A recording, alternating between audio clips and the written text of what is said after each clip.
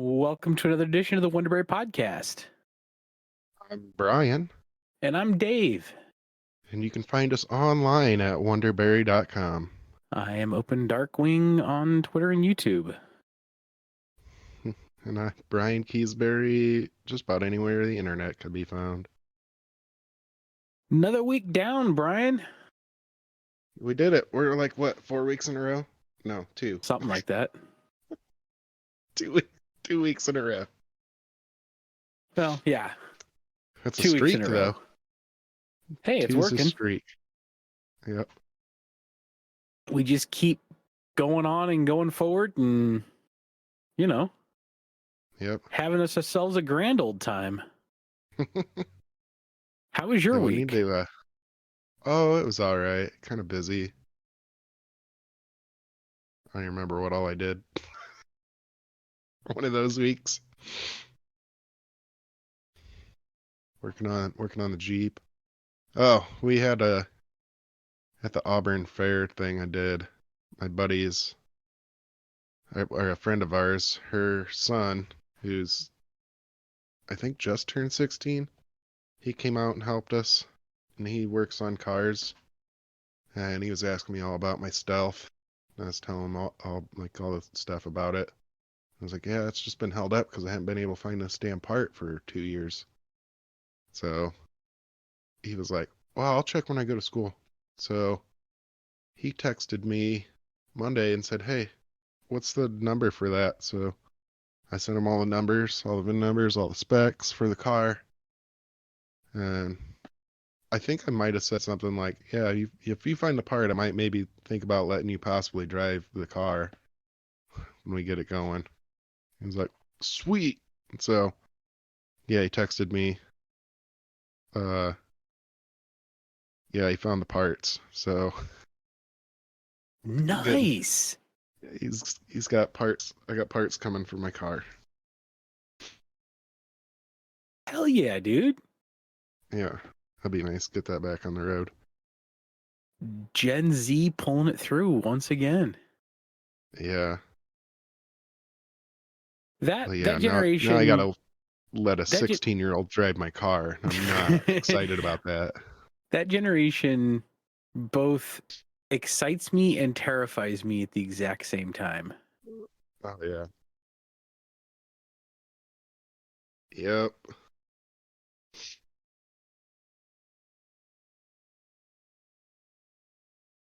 So, nah, it's not terrible though.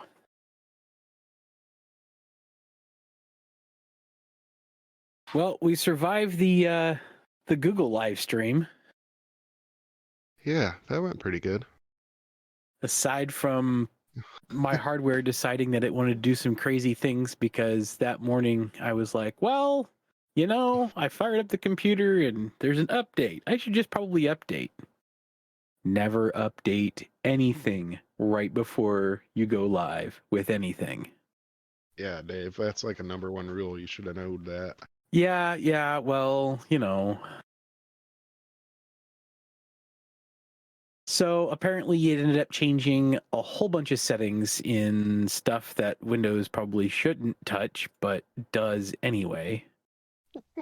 And so I had to factory reset the settings, which means that I had to pretty much start fresh again from an EQ and gates and comps and everything else on it. But instead of going kind of crazy, I just kind of poked around with the presets to figure out which sounds somewhat good for presets. And I think this sounds fairly decent for just kind of stock presets going on.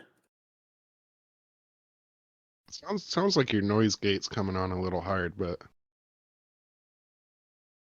all right. That's Is this a little bit better for the noise gate then? Yeah. Yeah, there we go. I just went from high to moderate. And there we go. I don't know. Having presets are fairly good most of the time. You can kind of tweak them from that point. I just went with the presets to see how it sounded for a little while.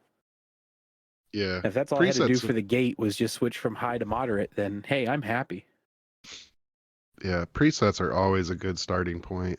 I use that when we do live shows. I have um, EQ presets for all the different instruments, and I just like I load them all up first thing.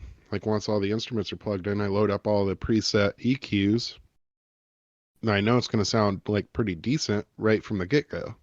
Yeah. And then, I don't have to I don't have to spend an hour doing a sound check because they got everything ready and close. And then the band can just start playing. And I can come in and tweak like during the first song. I'm usually done by the first song.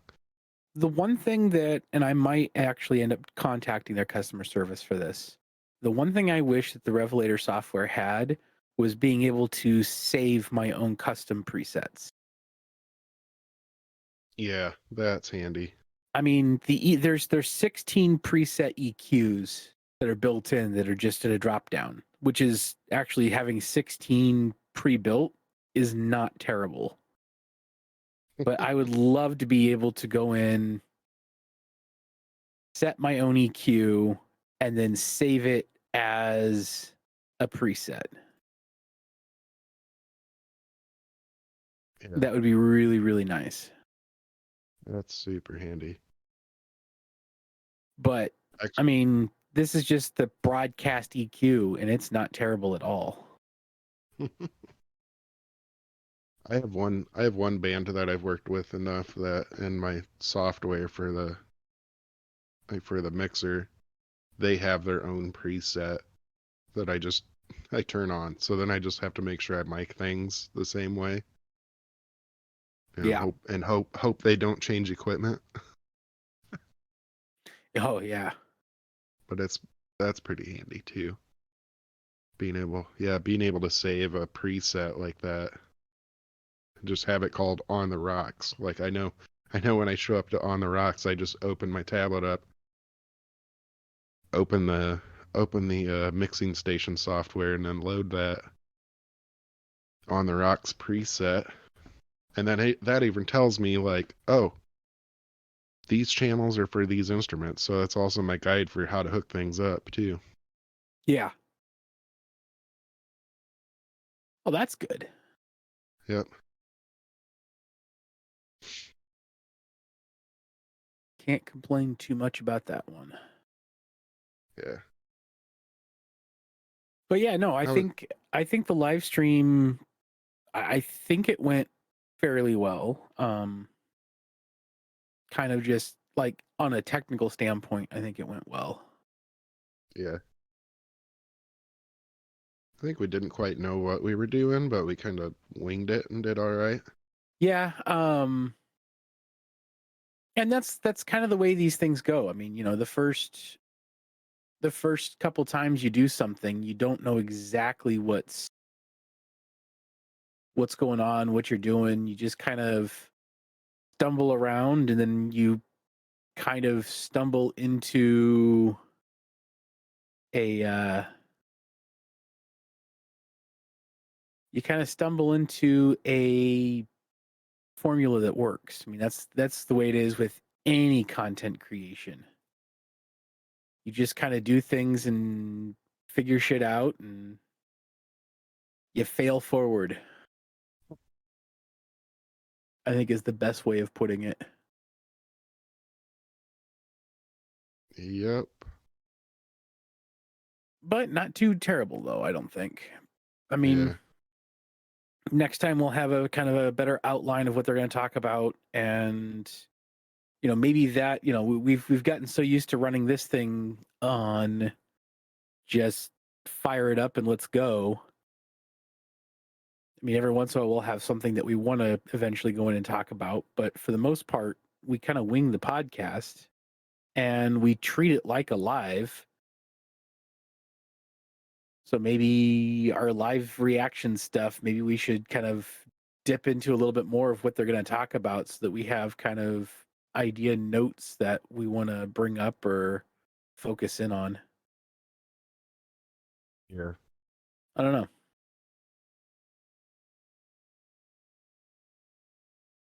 But We'll have to. it's the fall season, and the fall season means new graphics cards. Oh, I thought it meant having to wear underwear now. Maybe. Maybe. Yeah, so Intel is jumping into the graphics card game. And NVIDIA is going to be releasing its 4000 series at mind-numbing prices. Mm-hmm. Like it's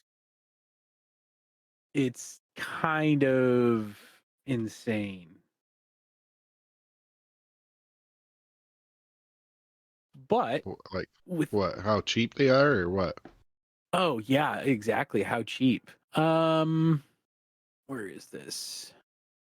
So the 4090 is going to be released out, and the 4080 is going to be released out in November, so next month.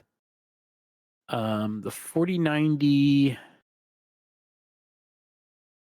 the 4080 starts at $900 for the 12 gig version. The 16 gig model will be $1,200, and the 4090 will start at 1,600.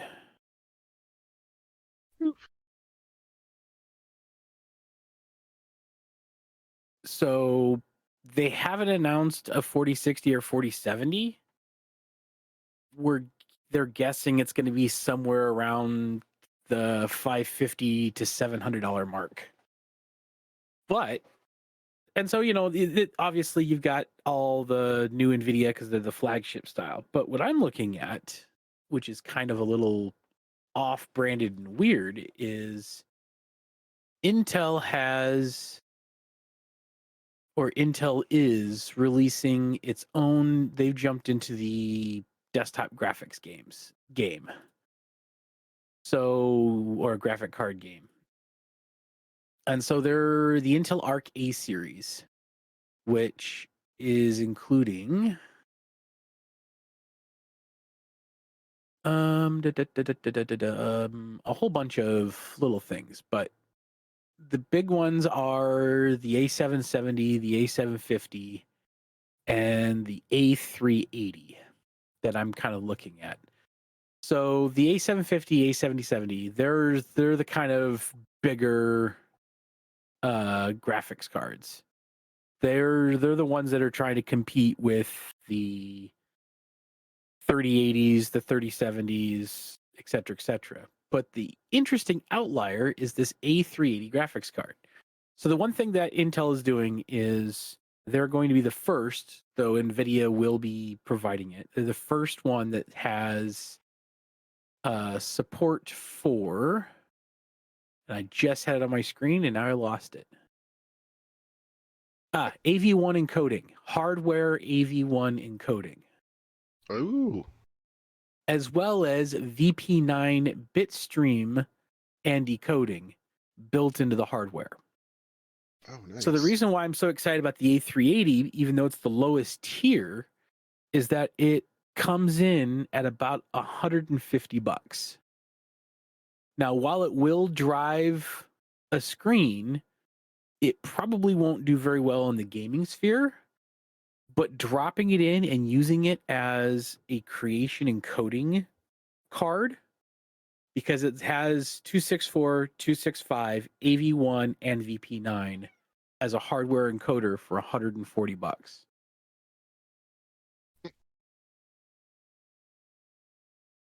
To Damn, me, that's not bad. and I mean, yeah, it's only 6 gig of memory size, but when you can dedicate all 6 gigs to that, if you're just using it for encoding and you're not using it for driving your graphics, it's a perfect little supplement there.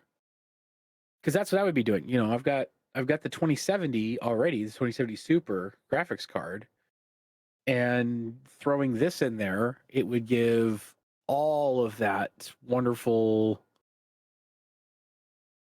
creator stuff going on. And I think that Yeah. would be the perfect 1-2 punch on the balance that way. Huh. That's a pretty good deal. So, yeah, I mean, if you wanted to get the higher the A770s is going to be your 16 gig card. It'll balance and push fairly well. It's their highest, and it sits right around the mid range of what Nvidia or AMD has, like mid to high range. So, but it also is priced accordingly, because I think even the A770, give me a second, let me verify this, but I don't think it costs that much for their highest one either. So, Arc A.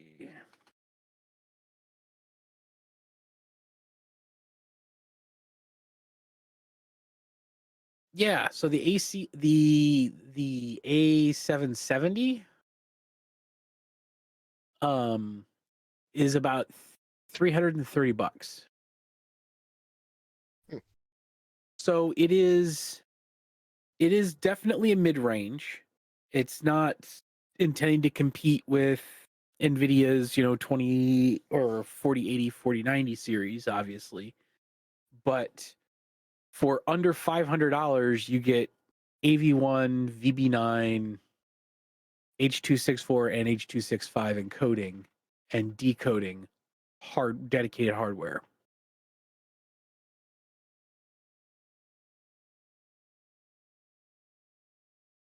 And I think that is a spectacular deal, especially if you're just using it for encoding and decoding. The A330 would probably be one of the best, or A380 rather, would be one of the best graphics cards for that ever. If they sold the A380 even headless, I would buy it in a heartbeat.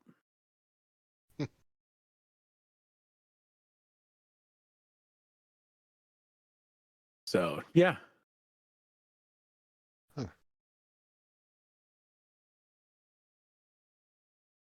Huh. That's pretty cool, but I'm not.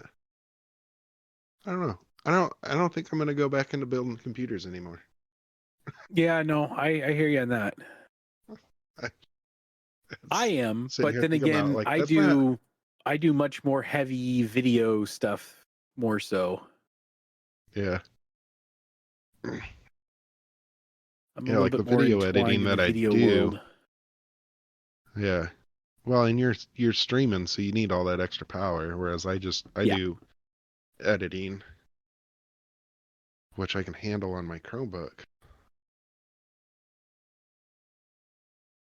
Yeah, even the editing side it's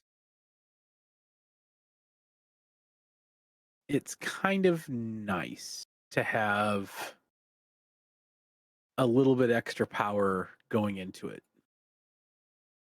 Yeah. A little Yep. helpful, a little bit more power, a little bit more everything.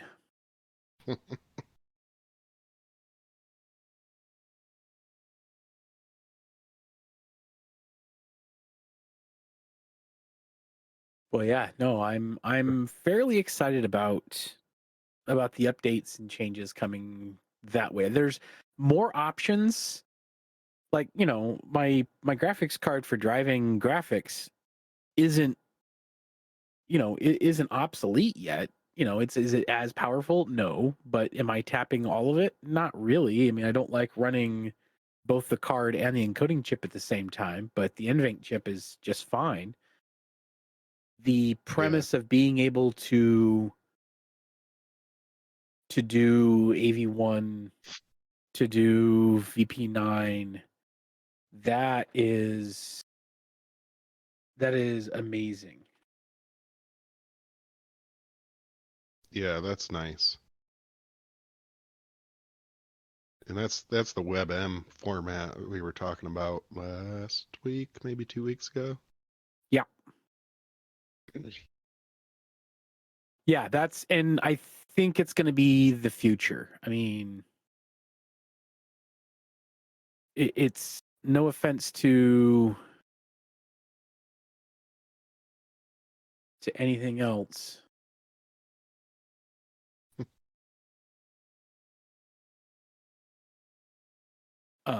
But H.264, H.265, as long as they have to pay, as long as providers have to pay per license, that's what slowed the adoption of 265 is the cost. It's not cheap running those things. Yeah. Yep. And that becomes a really big problem, especially for something like, Twitch or YouTube. It just gets insanely expensive.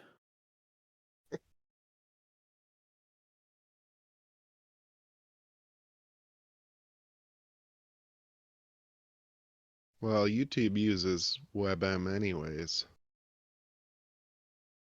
I think Yeah, you but stream they two. You can transcode. stream If two in it was, H.265. Yeah. yeah, so they transcode it kind of on the fly.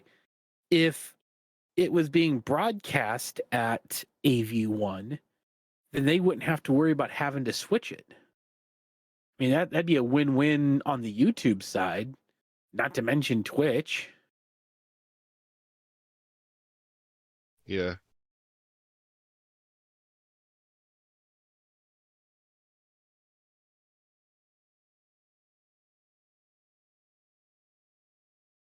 Need to get some more under the hood looks at what they do with YouTube, I think.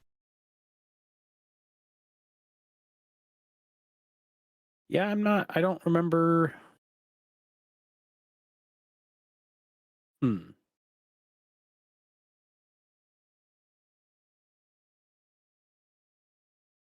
I don't know.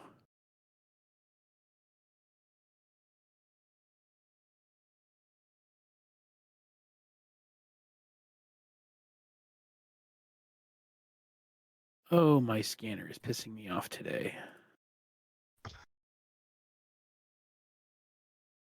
Ah, well, that would be it. You still have a scanner? I have a document scanner I use. Hmm. It's one of those neat scanners or whatever. Oh,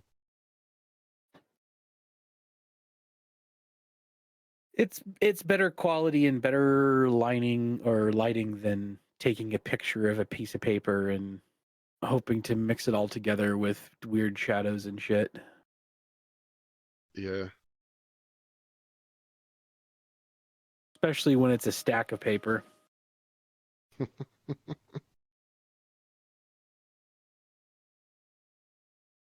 So, Meta also announced a new Quest. So the Quest VR Pro. I heard about that. Or I didn't hear Yeah. about it too much. I saw it was insanely expensive. Yeah. $1,500 compared to Jesus Christ. the Quest 2 was 400. And it still probably doesn't hold a candle to Valve's system, right? Probably Or not. is the Quest Pro going to actually be a step up this time? Uh, well,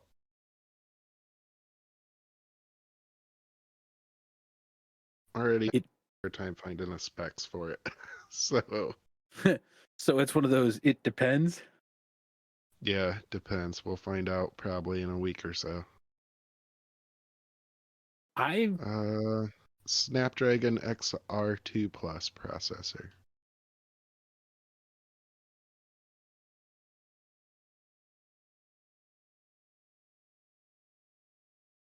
so is it it is a self-contained unit. Mm-hmm. It has a higher pixel density than the Valve Index. Okay, this says 1800 by 1920.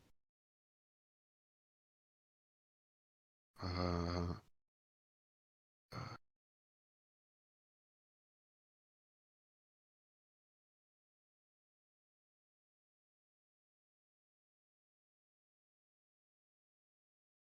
Hmm. Eh. I mean, I didn't want to buy the one for $400, so I'm certainly not buying the one for 1,500. So it's a fully self-contained unit, so you don't need a PC. Yeah. So is the Quest 2 though, I think. That's what Paul has, Yeah. right? Yeah. 10 sensors, revamped optics, 12 gig of RAM, 256 gigs of storage. That's it. So you do need a PC to run with it?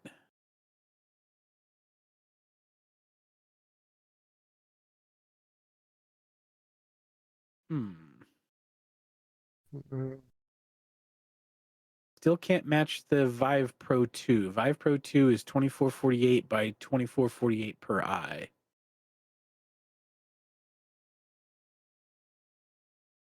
It doesn't need to be tethered to the PC. But with 256 gigs, I mean, with the way some of these games go now, yeah, I mean, I'm not you sure that's going to be enough. you wouldn't be able to install Arc.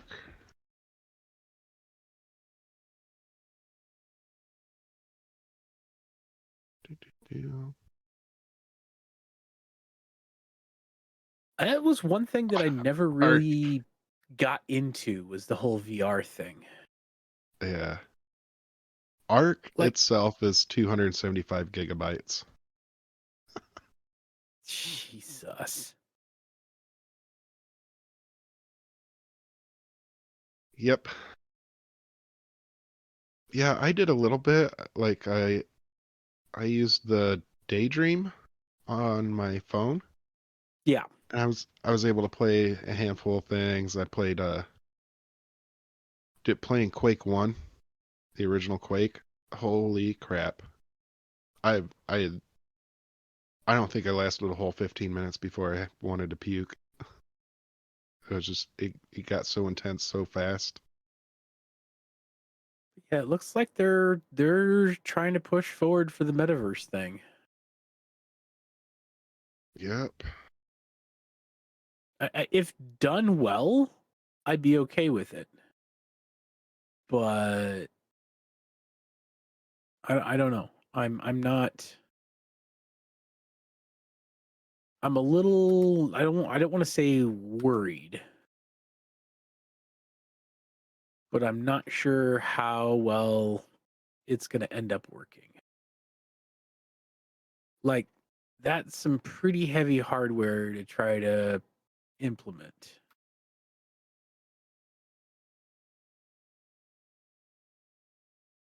And it could be perfect. I mean, it could be absolutely wonderful, but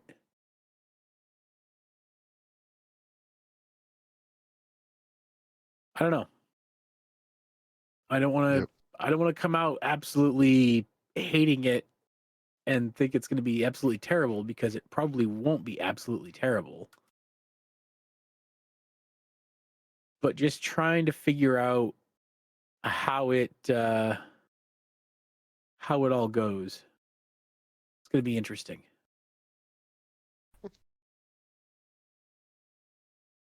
Gonna be interesting. Yep.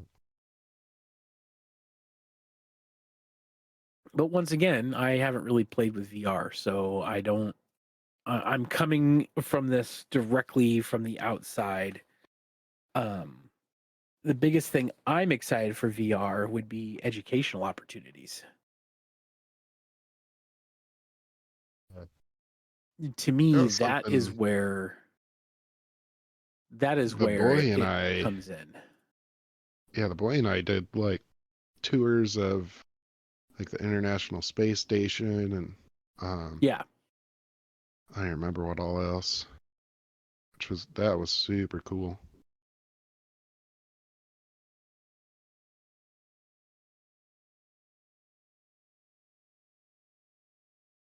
So that would be, I think that would be where it comes into play even further. Yep.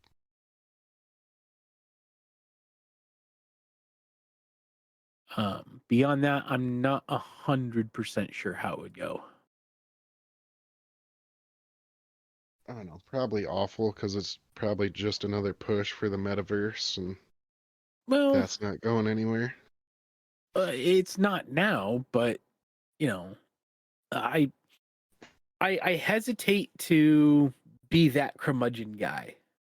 Um, I remember I used to, I don't as much anymore. I used to consume a lot of Rooster Teeth content Hmm. and especially their podcast. And one thing that one of the Rooster Teeth founders, Gus, was saying that it was his, as he put it, his worst take of all time is he remembers the first time that he was at a school and was introduced to the internet. And the guy clicked on a web page and they waited the, minute and a half or whatever for everything to load. And Gus says that his reaction was, "This is stupid.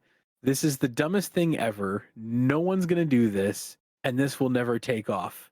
And walked out of the room.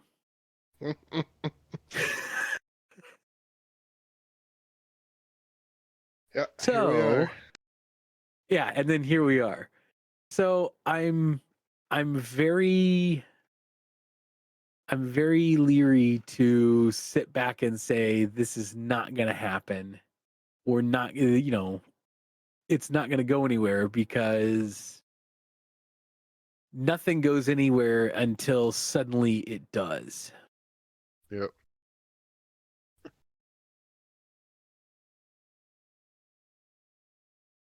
And that's where I just kind of go, well, all right, this works.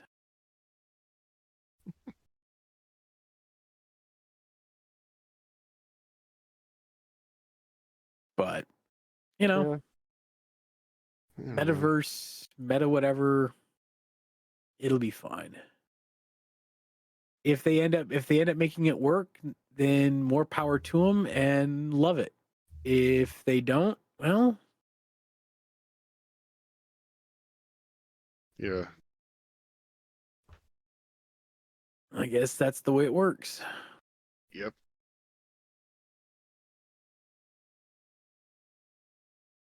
So what else?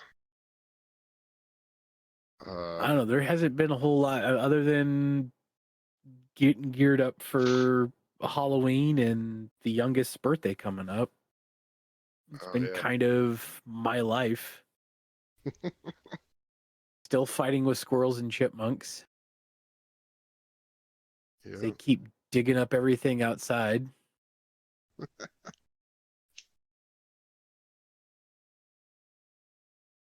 mean, I'm about Did you ready get to any? start. I'm about ready to get my pellet gun out, bait them, and just chill and wait. Maybe that's what Might I'll do as this well. afternoon. Yeah. Oh, Do that as a live stream. I don't. I'm not. No, no. I'm not sure. I'm not sure that wouldn't get me absolutely canceled. One thing, though, if you live in the great state of Indiana, and I say great with all the trepidation that comes with it, I don't know if it's the entire state, but I just do know that here in Fort Wayne, Allen County, early voting starts today. We're down less than a month from the election. And I'm not going to tell you who to vote for, who not to vote for. But what I will say is this, even though it is not a presidential election this year, every single seat in the House of Representatives of Congress is up. Yeah. 1/3 of the U.S. senators is up. Local elections are insanely important. The the Yeah. the day-to-day stuff that gets affected by things like um um school board, city council people, that affects your daily life more than the presidency does. Yeah. Please go, please vote. even if you think that the system is rigged, coming from a family that or coming from someone who grew up in the politics, and even if you think that, national politics is rigged or whatever, that's fine to think that, believe that. I'm not going to sit here and argue that with you, but local stuff is insanely important. And Yeah. yeah, And everybody should get out and go vote. yep. Unless you think there's a lot of voter fraud, then don't go vote because it's pointless. If you think there's a lot of election fraud, don't go vote. But yeah, go make your voice heard. We have an incredible opportunity in the United States Yep. to be able I to already vote got for our leaders. I already got my absentee ballot, so I think I might do that tonight. Yeah, early voting started today, so I will probably go out at some point today and I'll probably go to Ross's Center and vote. Hmm.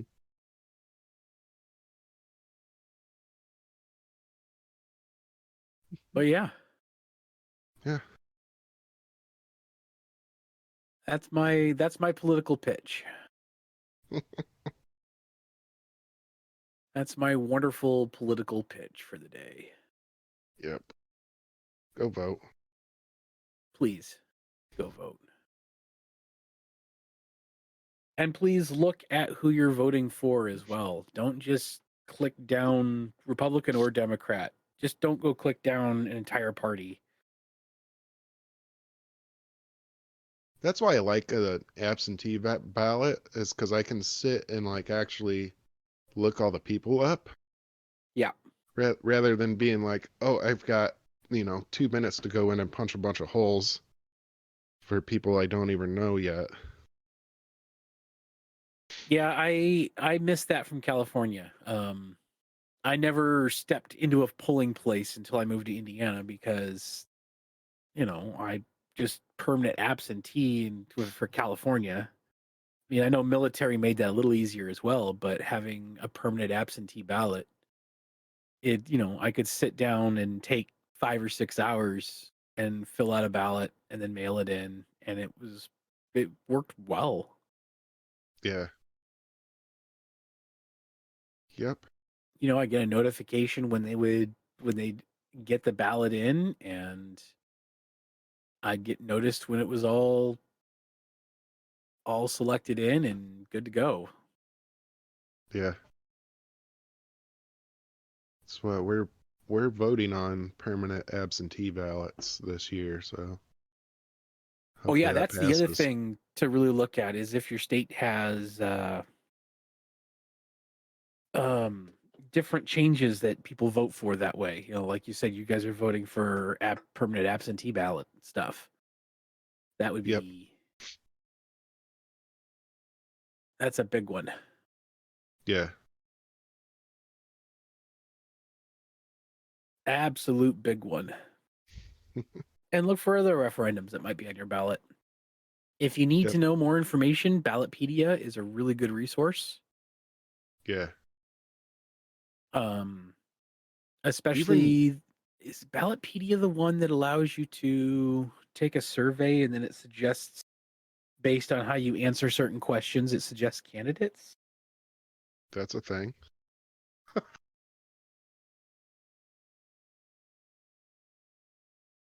Is it not Ballotpedia? Who is that did that? Give me a sec and I will find this because it's like where I stand.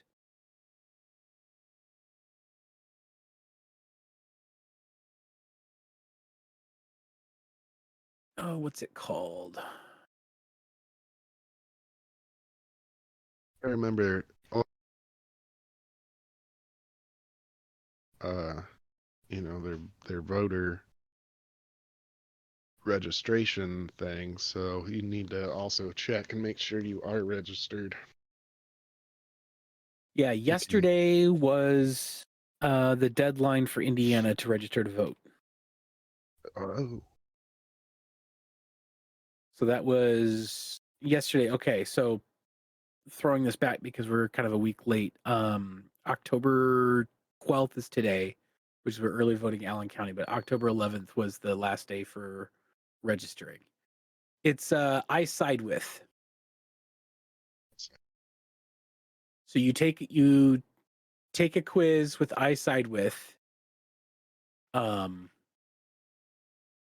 it's a bunch of different issues: transportation, social, foreign policy, education, science, national security, environmental, economics, like all these things.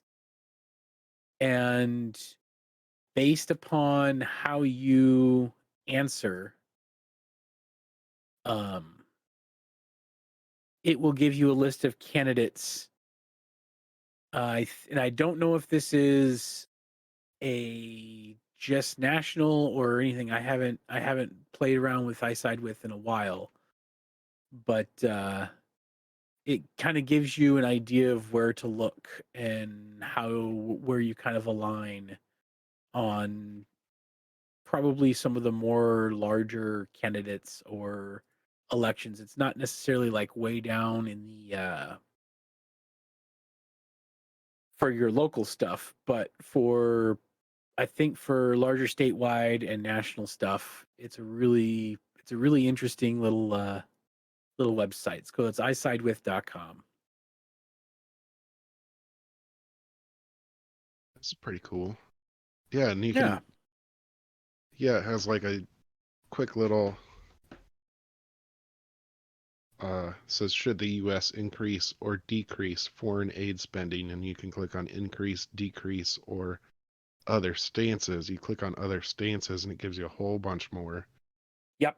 You can So add your own, and then you can read stances submitted by other users.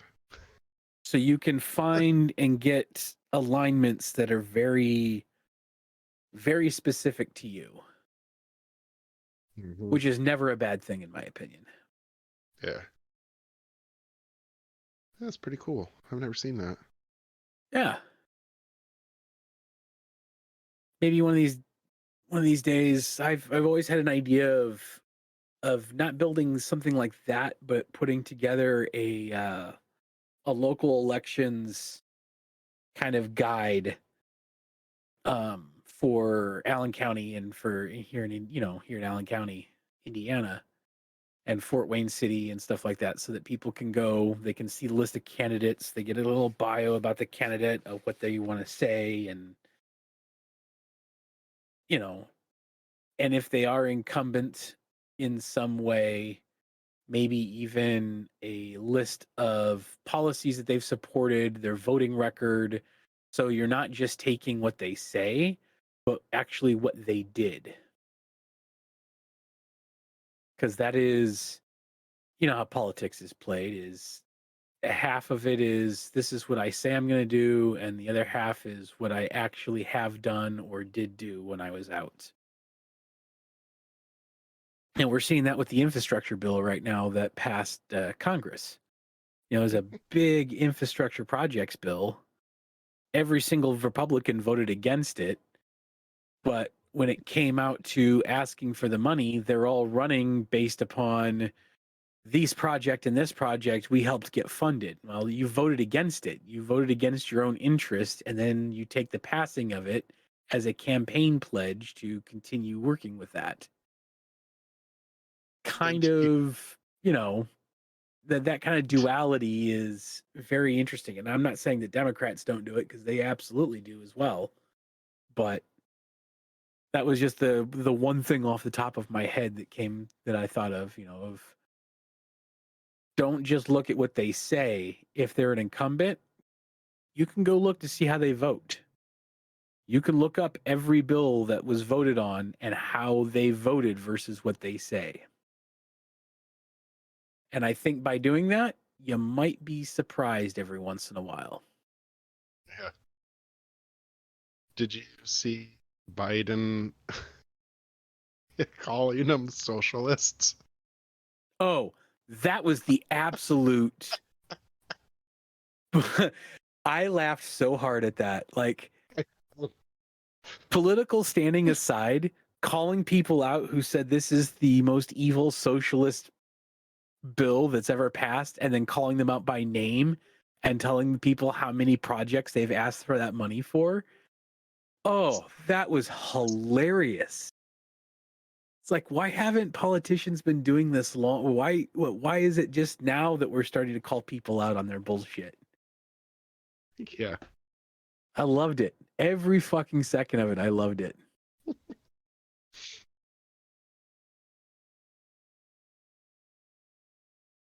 But yeah. Yep. Now we should have a little bit more of a plan next week of what we're going to talk about, I think. Yep. I No, we should won't. start a document on my phone, and just when I think of something, just kind of jot down notes. We used to do that, Dave. Well, we used to do it for both of us that would do it.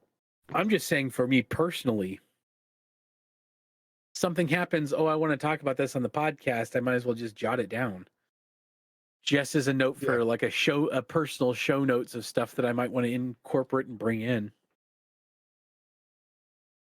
Yep. You know, I kind of like the unscripted side of things, but we should have, we've both done more this week than what we can think of off the top of our heads. Not to mention last night was opening night for hockey, so my LA Kings, the puck dropped at 10 p.m. Eastern. So it was well after 1 before I finally got to sleep. So Dave tired today.